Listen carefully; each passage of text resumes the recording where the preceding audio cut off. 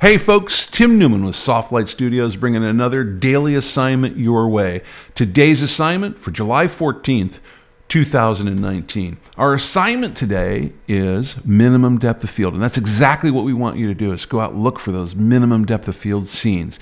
Now remember, depth of field is a function of the focal length of your lens, the distance you are from the subject, and the aperture selection that you have made in your exposure settings. So today, go out and look for scenes that are ideal for that minimum depth of field and set yourself up to get the shot that way. Let's take a look at a sample image or two here.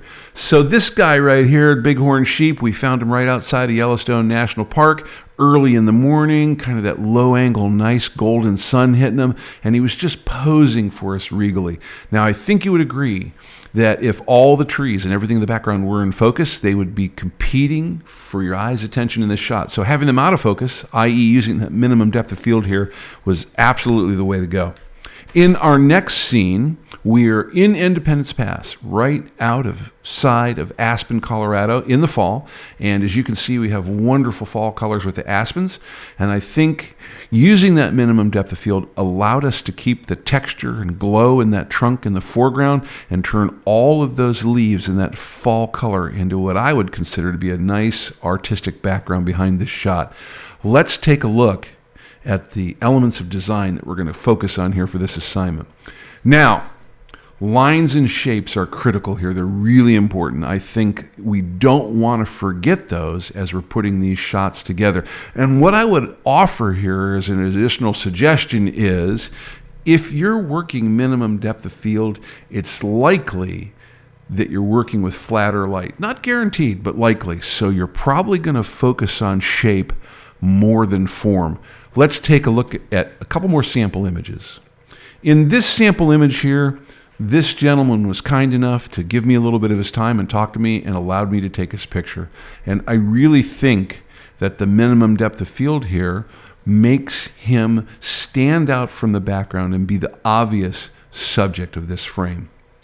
In our next depth of field picture, we took a lovely model with us to New York City for the weekend, and we dragged her out of bed way too early so we could work the sunlight in the morning on the Brooklyn Bridge. And I think you'll agree this is a great shot. I love the lighting here. I love the pose. But I also know that if we hadn't gone with minimal depth of field, we would have had a very busy, chaotic picture with all the stuff in the background. So that depth of field treatment is what makes her stand out from the background in this scene. One more picture. This is in Chicago, down on the streets. Love the street musicians. They have such character and personality, and they really love engaging with their audiences. I'm sure that's to make some money, and who can blame them? But if you get a chance to shoot them, it's really a wonderful thing because they engage with you really nicely. Now, there's some really chaotic stuff going in the background here, and there's a lot of bokeh here. And both of those things are made evident and cleaner by using minimal depth of field here. Let's take a look at our rules of composition that we care about. In our rules of composition, we are paying attention to the rule of thirds. Don't forget that. Make sure that you format these pictures up this way where you can. Obviously, depth of field is important here. It is the core of the assignment, so we want to pay attention to that. And I think geometric balance here always matters where you can work it in. Let's take a look at some of the rules and guidelines that we need to follow here.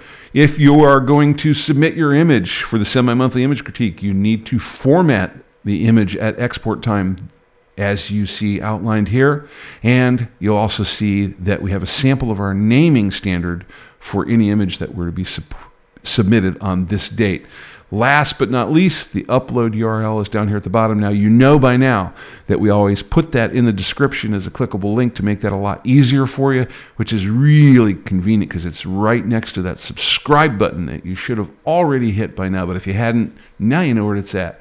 All right, we're out of here, but not without reminding you, learning equals skills. Practice equals mastery. We'll see you out there.